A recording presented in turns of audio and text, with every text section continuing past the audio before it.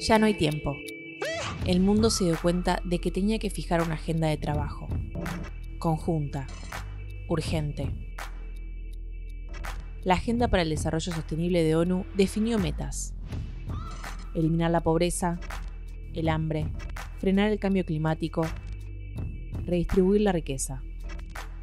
17 objetivos. El tiempo para cumplirlos es ahora. ¿Cuál debería ser la agenda del Congreso para lograrlos? Congreso 2030.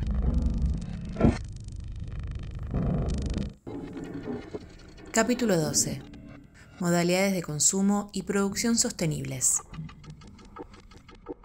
Según la ONU, en caso de que la población mundial alcance las 9.600 millones de personas en 2050, se podría necesitar el equivalente a casi 3 planetas para proporcionar los recursos naturales necesarios y así mantener los estilos de vida actuales. La mitad de la tierra habitable del mundo se utiliza para la agricultura. El sector de la alimentación representa alrededor del 30% del consumo total de energía y un 22% del total de las emisiones de gases de efecto invernadero. En Argentina, el sector agroalimentario es extremadamente importante, ya que constituye una de las principales fuentes de las exportaciones y la generación de divisas del país. A su vez, según datos del SENASA, para el primer trimestre de 2022, más de 70.000 predios pertenecían a la agricultura familiar, que es productora de la mayor parte de los alimentos para el consumo interno. Sin embargo, según datos de la encuesta rápida sobre la situación de la niñez y adolescencia 2022 de UNICEF, en Argentina, más de 1 millón de niñas y niños dejaron de alimentarse con alguna comida por falta de dinero, y la cifra asciende a 3 millones en el caso de los adultos. Hoy vamos a hablar con Marco Filardi sobre los desafíos que tiene Argentina para migrar hacia una producción y un consumo sostenibles. Marco Filardi es abogado por la Universidad de Buenos Aires y está especializado en derechos humanos y soberanía alimentaria. Forma parte de la red de abogadas y abogados por la soberanía alimentaria. Marcos, bienvenido a Congreso 2030. Hoy vamos a hablar del capítulo 12, ¿no? El objetivo número 12 de modalidades de consumo y producción sostenible. Preguntarte, ¿qué entendemos por producción sostenible? A mi entender, podemos decir que una producción es sostenible ya directamente cuando es en armonía con la naturaleza de la que somos parte y en armonía con los seres humanos. No es mantener en el tiempo el extractivismo depredatorio de la naturaleza, ¿no? Entonces, hablo de una producción que sea armónica con la naturaleza de la que somos parte. ¿Y qué rol juega en esta producción sostenible la soberanía alimentaria? La soberanía alimentaria es un paradigma antitético, contrapuesto y superador a lo que llamamos modelo agroindustrial dominante o modelo de agronegocios hegemónico, que es básicamente el modelo de agronegocio transgénico en nuestro país, ¿no? Y justamente como paradigma antitético, contrapuesto y superador, entendemos que la soberanía alimentaria incluye otros modos de ser, de estar, de habitar los territorios justamente en armonía con la naturaleza de que somos parte de la armonía con los seres humanos, que genéricamente llamamos agroecología, ¿no? Y por agroecología englobamos distintos modos de obtener y producir alimentos en los territorios, ya sea a través de la agroecología extensiva, a través de la agricultura biodinámica, a través de la permacultura, es decir, distintos modos en plural, incluyendo, por ejemplo, los modos de las comunidades campesinas y los pueblos originarios que a lo largo del tiempo han podido habitar esos territorios obteniendo y produciendo alimentos en armonía justamente con la naturaleza. Vos mencionabas previamente el modelo hegemónico, ¿no?, de producción actual. ¿Qué impacto tiene en la naturaleza en términos de huella hídrica, en emisión de gases de efecto invernadero y otros impactos que tiene? Bueno, por lo pronto es un modelo dependiente de venenos. Hablamos de un modelo de agronegocio transgénico que descansa en la producción intensiva de commodities destinados principalmente a la exportación a partir de un paquete tecnológico determinado, que es el de los transgénicos dependientes de venenos, porque de los 66 eventos transgénicos aprobados en nuestro país, 58 han sido diseñados específicamente para tolerar la aplicación de distintos agrotóxicos. Y eso viene de la mano un incremento sustancial en el uso de esos agrotóxicos. En nuestro país, desde la introducción de la soja transgénica en el 96 a esta parte, se ha multiplicado el uso de los agrotóxicos en un 1500%. Y esos agrotóxicos no se usan exclusivamente en los transgénicos diseñados específicamente para tolerarlos, sino en prácticamente todas las producciones vegetales.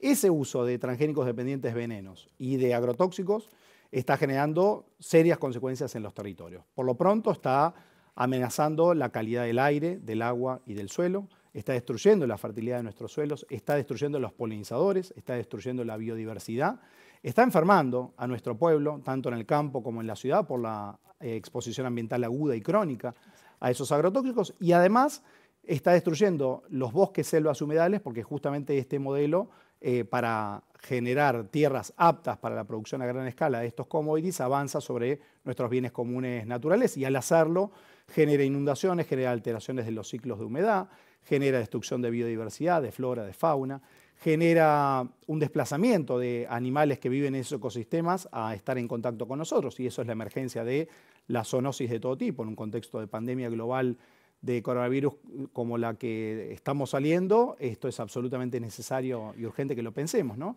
Y al mismo tiempo, este modelo agroindustrial dominante es la principal fuente de emisiones de gases de efecto invernadero responsables de la crisis climática, si uno las analiza en su conjunto. Por todo esto, nosotros decimos que el modelo agroindustrial dominante es un modelo ecocida, es decir, es un modelo que está generando un daño permanente a los ecosistemas de los que dependen un sinnúmero de seres vivos para seguir viviendo, entre ellos nosotros como especie humana. Es el modelo dominante, vos lo decías. ¿Crees que se puede dar una transición, que es posible generar a gran escala una agroecología, por ejemplo?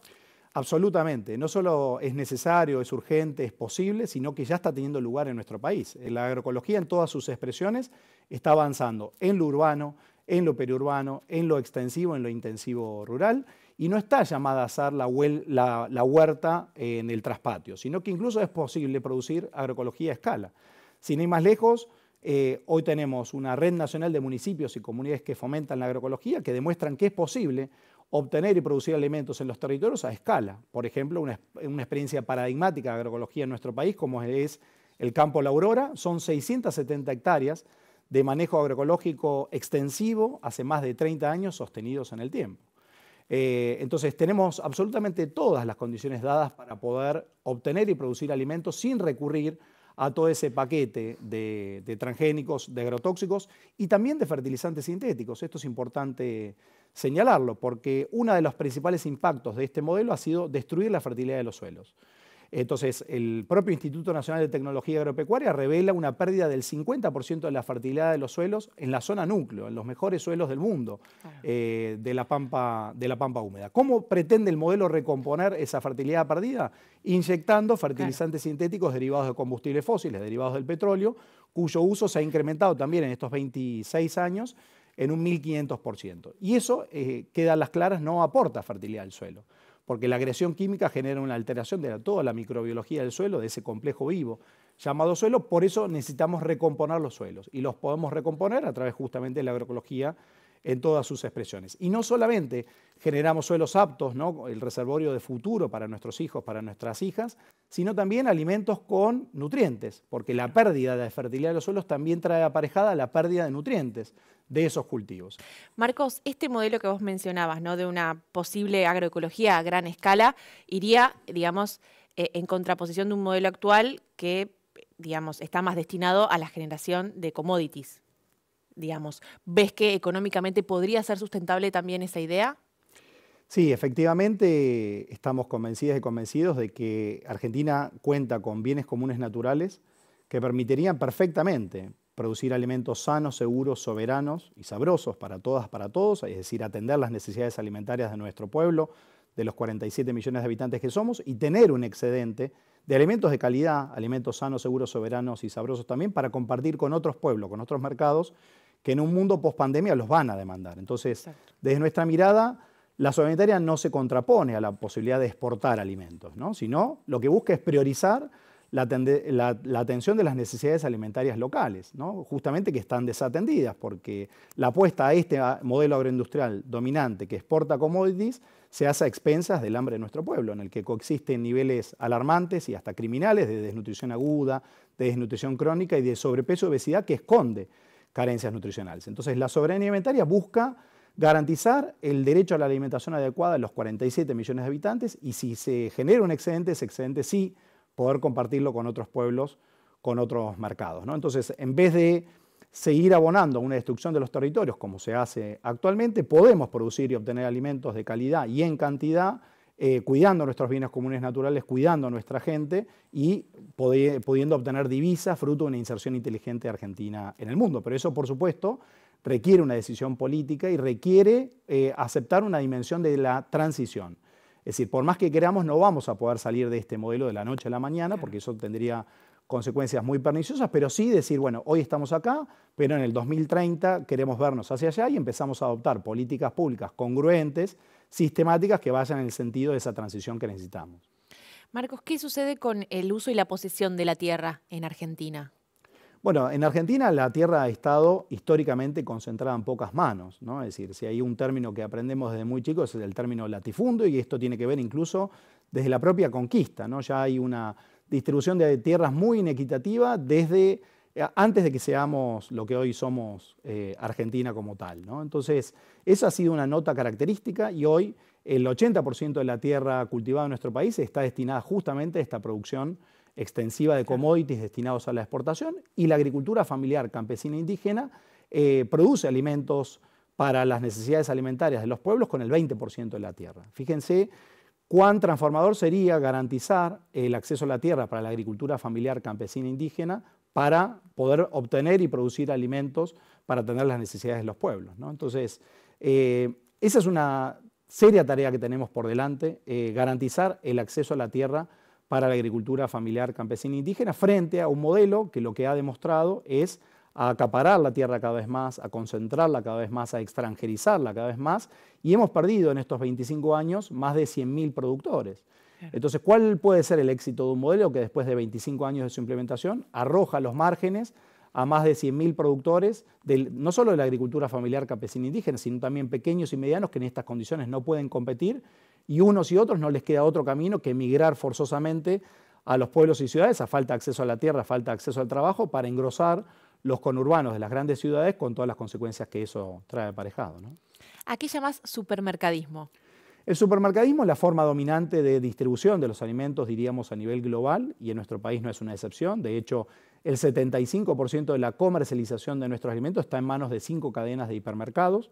Y esos actores netamente financieros ejercen mucho poder dentro de la cadena agroalimentaria porque lo que buscan es justamente pagarle al productor cada vez menos. Hay que tener mucha espalda financiera para poder entrar en un supermercado con esos volúmenes, pero al mismo tiempo cobrarnos a nosotros como comensales cada vez más para maximizar su margen de ganancia. Entonces hablamos de un negocio netamente financiero que lo que busca es vender más, ¿no? Y genera un poder hacia atrás de la cadena y hacia adelante de la cadena. Frente a eso, la soberanía alimentaria lo que busca en primer término es localizar los sistemas alimentarios, acortar las cadenas, producción local para abastecimiento local, porque esa producción local para abastecimiento local nos permite discutir precios justos, tanto para el productor como el comensal de otra manera, sin ese intermediario que históricamente se lleva gran parte de la tajada y ni que hablar el supermercadismo o el hipermercadismo, pero al mismo tiempo el acceso a un alimento fresco cosechado ese mismo día por un productor local que de esa manera arraiga en el territorio y eso significa circulación local de dinero y eso significa enriquecimiento del tejido urbano rural y también la posibilidad de generar una economía local vigorosa, ¿no? Entonces, a todas luces, por eso la soberanía alimentaria busca localizar los sistemas alimentarios y generar mecanismos de acercamiento directo del productor al comensal, con ferias del productor al consumidor, con cooperativas de consumo, con una alianza muy virtuosa pueblo a pueblo entre la agricultura familiar campesina indígena y la economía social y popular, como por ejemplo son los canales directos de comercialización de los alimentos producidos por la agricultura familiar en las ciudades de nuestro país, ¿no? Claro, y diseminarlo aún más, fortalecer ese tejido en todo el país. Sí, efectivamente. ¿Y por qué es necesario fortalecer ese tejido? Porque justamente es la agricultura familiar campesina e indígena la que produce los verdaderos alimentos que llegan a nuestras mesas. No es el agronegocio el que nos alimenta. El agronegocio produce commodities y esos commodities se ajustan a la demanda solvente. Entonces, si esa demanda es hoy engordar los ganados porcinos en China, irán a parar hacia ahí. Si es producir agrocombustibles, esta energía del hambre, para llenar los tanques de nafta, irán hacia ahí. Si es para proporcionarle materiales a la industria dependiente hoy de materias primas que se producen en el campo, irá para ahí. Por el contrario, es la agricultura familiar, campesina, indígena, la que a nivel global y en nuestro país produce los verdaderos alimentos. Por eso la solidaridad busca poner en el corazón del sistema productivo a la agricultura familiar, campesina, indígena, porque es justamente la que produce los verdaderos alimentos. Y si esa agricultura familiar, campesina, indígena puede estar aliada con otras formas de intermediación, partidos políticos, sindicatos, organizaciones, movimientos sociales urbanos, esa alianza de la agricultura familiar y la economía social y popular es absolutamente virtuosa para todas y para todos. Marcos, quería preguntarte tu opinión acerca de la ley de etiquetados, una ley que tuvo mucha trascendencia, que se sancionó en el Congreso de la Nación, y preguntarte en qué medida la ley de etiquetados, que puso en discusión el tema de la alimentación, se puede relacionar con la producción sostenible. La ley de etiquetado frontal, que nosotros preferimos llamar la ley de promoción de la alimentación saludable, comprende en primer lugar un etiquetado frontal. Esto significa que esté en la parte frontal del paquete, porque destinamos muy poquito tiempo a la hora de decidir nuestra compra, se calcula entre 6 y 11 segundos, no más que eso, y en ese momento el Estado nos tiene que facilitar información clara, sencilla, fácilmente aprehensible, que hoy está vedada, ¿no? Hoy sabemos que el 13% de los argentinos y argentinas entiende las etiquetas que encuentran en el supermercado. Entonces, en primer lugar, la ley lo que vino a hacer es a garantizar el acceso a la información sobre algunos nutrientes críticos en particular, que son justamente los azúcares, las grasas, las calorías, la advertencia especial de la presencia de edulcorantes y de cafeína, justamente para desaconsejar su consumo en niños, niñas y adolescentes.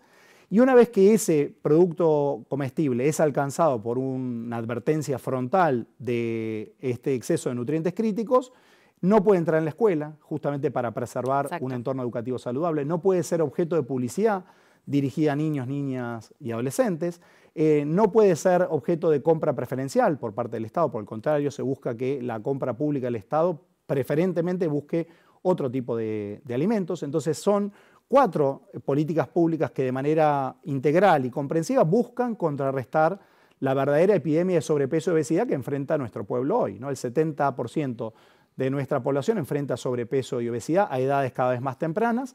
Ese sobrepeso y obesidad está asociado a enfermedades crónicas no transmisibles, diabetes tipo 2, hipertensión, enfermedades cardiovasculares, cerebrovasculares, 14 tipos de cánceres distintos, y está muy claramente asociada a esa ingesta creciente de estos productos ultraprocesados ricos en grasas, en azúcares, en sodio, ¿no? Entonces, la ley es una medida en la dirección correcta que nos permite acceder a la información sobre eso que nos estamos llevando a la boca, pero claramente que no agota todos los problemas del modelo agroindustrial dominante que cuestionamos. Desde la Solidaridad buscamos repensar también nuestros patrones de consumo y en vez de caer en el consumo creciente de ultraprocesados como impone este modelo agroindustrial dominante, buscar justamente acceder a alimentos sanos, seguros, soberanos, ¿no? Producidos localmente por agricultores familiares con criterios agroecológicos. Y esto invita también a ver nuestros actos de comensalidad, ¿no? De nuestros actos de consumo de alimentos como un acto político, ¿no? A partir de nuestros actos de consumo podemos decidir qué sistema alimentario queremos. Por dar un ejemplo muy sencillo, si vamos a un supermercado a comprar un ultraprocesado, seguimos alimentando a los grandes ganadores de este modelo agroindustrial dominante, es decir, al agronegocio, a la industria alimentaria altamente concentrada y al supermercadismo.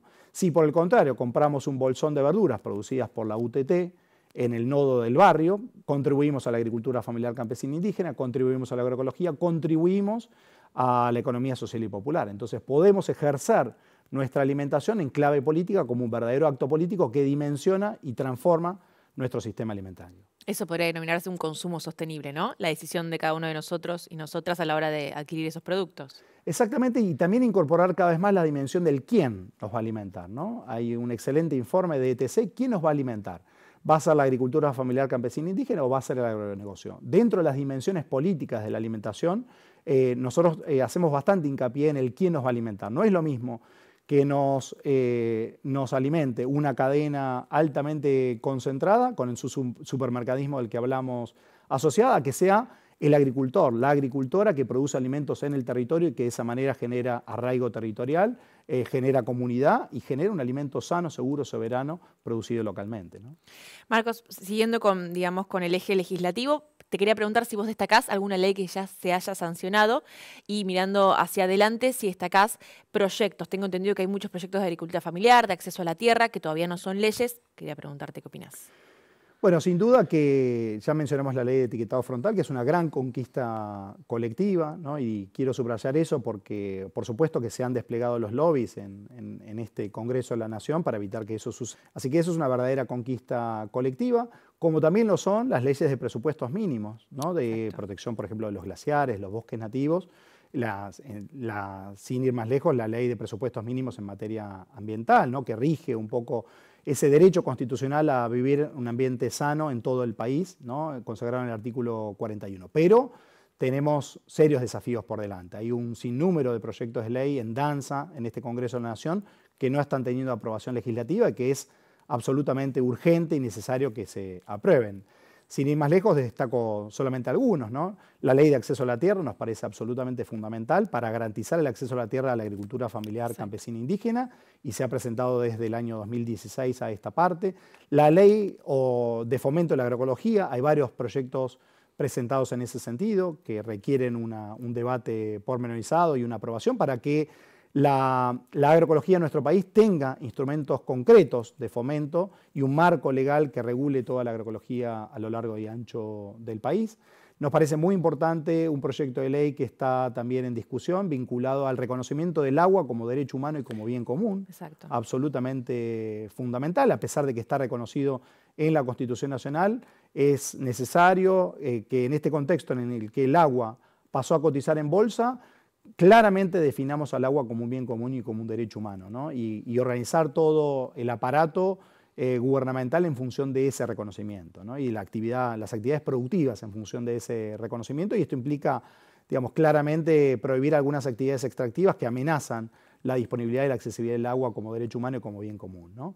Del mismo modo, la ley de periurbanos, ¿no? La necesidad de repensar los periurbanos en los que tenía lugar gran parte de la producción local para abastecimiento local, para que justamente ahí la agricultura familiar campesina indígena pueda asentarse para producir alimentos localmente para abastecimiento local. Del mismo modo, hoy más que nunca hay que decirlo, la ley de presupuestos mínimos de humedales, ¿no? Que se viene presentando hace ya 12 años y que fruto de los lobbies no encuentra aprobación legislativa, y ahí hay un excelente proyecto trabajado con el consenso de las organizaciones socioambientales, de las organizaciones científicas, presentado por el diputado Leo Grosso, que necesita ya una aprobación frente a la evidencia de que se siguen quemando los humedales del delta del Paraná con el humo que ha llegado incluso a la mismísima ciudad de Buenos Aires. Es decir, hay un sinnúmero de proyectos de ley en el Congreso que requieren un debate serio y una aprobación en el más corto plazo. Marcos, muchos proyectos cuando refieren a la alimentación, mismo estuvimos hablando recién de la ley de etiquetados, ¿no? Proponen la idea de sellos o certificaciones, ¿no? Como generar cierta trazabilidad a la hora de agarrar un producto, de saber de dónde viene. ¿Vos crees que eso va en un buen sentido? Sacando etiquetados, ¿no? Quizás saber que son productos que provienen de la agricultura familiar, ¿podrían generar más conciencia en el consumidor o la consumidora? Sí, sin duda, porque ni más ni menos que hablamos de un derecho humano fundamental, reconocido constitucionalmente, como es el derecho de los consumidores a tener acceso a la información sobre eso que consumen, básicamente, ¿no? Y si hablamos de alimentos, si hablamos de que somos comensales de alimentos, el derecho ni más ni menos a acceder a la información sobre eso que nos llevamos a la boca y que al final de cuentas define quiénes somos, porque somos lo que comemos, somos los alimentos que comemos, somos el aire que respiramos, somos el agua que bebemos, entonces es mucho lo que está en juego ahí. Y la Constitución establece claramente que tenemos derecho a tener acceso a la información y por eso hablamos de transparencia alimentaria. Es decir, debiéramos establecer distintos instrumentos que nos garanticen el más amplio y restricto acceso a la información sobre eso que nos estamos llevando a la boca. Por eso decía, cuando hablamos de la ley de etiquetado frontal, que es una medida en la dirección correcta, pero que no contempla todos los aspectos. No por agota ejemplo, todo. hay otros nutrientes críticos que no están contemplados en esa ley. Por ejemplo, los aditivos químicos, colorantes, saborizantes, emulsionantes, estabilizantes, a los que la industria alimentaria recurre cotidianamente, ¿no? Para hacerlos palatables, para hacerlos ricos, para hacerlos adictivos a esos objetos comestibles, pero son pésimos para comer por todas las consecuencias de los que veníamos hablando. Bueno, eso no quedó contemplado en la ley. Del mismo modo, es el tercer país productor mundial de transgénicos, la Argentina, y sin embargo no tenemos, a diferencia de nuestros vecinos como Uruguay, como Brasil, una ley que nos advierta de la presencia de los transgénicos que estamos comiendo, porque están presentes en prácticamente todos los alimentos que comemos, y ni que hablar ahora con la aprobación del primer evento de trigo transgénico en el mundo. Principal pueblo consumidor de trigo en el mundo, gran parte de lo que comemos es derivado del trigo y ni siquiera tenemos una ley que nos advierta de la presencia de ese componente transgénico para que podamos decidir libremente si queremos llevárnoslo a la boca o no. Esa información hasta el día de hoy sigue vedada. Y otro reclamo es el que hizo la relatora de Naciones Unidas para el Derecho a la Alimentación cuando vino en su visita oficial a la Argentina, invitada ni más ni menos que por el gobierno nacional, y es la necesidad de etiquetar los productos que contienen agrotóxicos. Es decir, el país que tiene el triste privilegio de ser el que más agrotóxicos por persona por año usa en el mundo. Estamos usando 600 millones de litros de agrotóxicos en nuestro país. No nos brinda ninguna información sobre qué agrotóxicos se utilizaron en la producción de los alimentos que nos llevamos a la boca. Y del mismo modo, al no saberlo, esos agrotóxicos se incorporan a nuestro cuerpo y están en nuestro cuerpo. Están en nuestro cabello, en nuestra orina, en nuestra sangre, están en nuestros cuerpos y nos están enfermando tanto en el campo como en la ciudad. Entonces, hablamos del derecho irrestricto, muy vinculado al derecho humano a la alimentación adecuada, con raigambre constitucional, a tener acceso a la información, a la más amplia transparencia alimentaria sobre eso que nos llevamos a la boca, y eso requiere un sinnúmero de políticas públicas. La certificación de origen está contemplada incluso en el proyecto de ley de fomento de la agroecología, porque justamente lo que buscamos es que el verdadero productor agroecológico pueda diferenciar esa producción y al mismo tiempo el comensal saber si eso que se está llevando a la boca realmente es producido con criterios agroecológicos o no. Entonces, por eso, entre otros argumentos, es necesario tener un sistema participativo de garantía, involucrando a los comensales, involucrando a los productores, involucrando a las instituciones para garantizar ni más ni menos esa transparencia alimentaria. Te quería preguntar si sos más pesimista, más optimista con respecto a que la Argentina cumpla esta meta de producción y consumo sostenible. Bueno, en primer lugar, si bien celebramos la idea de los objetivos de desarrollo sostenible, más bien preferimos hablar, como lo hemos hecho a lo largo de esta entrevista, de derechos humanos, porque es distinto el marco conceptual, ¿no? Y nuestra Constitución Nacional reconoce nuestro derecho humano a vivir en un ambiente sano, y reconoce nuestro derecho a la alimentación adecuada, y reconoce nuestro derecho a la salud, y reconoce nuestro derecho al agua y al saneamiento como derecho humano. Entonces, esto implica que el Estado en todos los niveles no es que sea deseable, sino que está obligado, en función de sus obligaciones constitucionales en materia de derechos humanos, a respetar esos derechos, a garantizarlos y a adoptar medidas para hacerlos efectivos. Por eso esto es exigible al Estado acá y ahora, ya a través de los distintos instrumentos que tenemos para hacer valer nuestros derechos humanos, ¿no? Porque lo que ha pasado con los objetivos del milenio, vos recordarás, del 2000 al 2015, es que no se cumplieron. Entonces la comunidad internacional se volvió a juntar en el 2015 y dijo, bueno, ahora vamos a hacer por otros 15 años más. Otros 15 años más y lamentaremos en el 2030 que no los cumplamos. Si seguimos profundizando este modelo de agronegocio transgénico que hemos cuestionado en esta entrevista, claramente no vamos a cumplir esos objetivos de desarrollo sostenible. Por eso es absolutamente necesario y urgente en este contexto de crisis verdaderamente civilizatoria, ¿no? Crisis climática, crisis energética, crisis alimentaria, decidir qué modelo de vida queremos, ¿no? Si vamos por este camino, vamos a ir inexorablemente al suicidio colectivo como especie. Y no quiero ser catastrofista, pero todos los datos que la ciencia digna nos presenta y la evidencia que cotidianamente ya tenemos a partir de la crisis climática nos marcan la necesidad de un cambio de rumbo urgente. No hay tiempo para esperar, ¿no? Si seguimos con este curso, ¿no? Profundizando el extractivismo simplemente para generar dólares, generaremos dólares hoy en el mejor de los casos, pero estamos generando las condiciones que le van a impedir a nuestros hijos en estos mismos territorios producir y obtener alimentos a futuro. Muchísimas gracias, Marcos. Al contrario, muchas gracias a vos.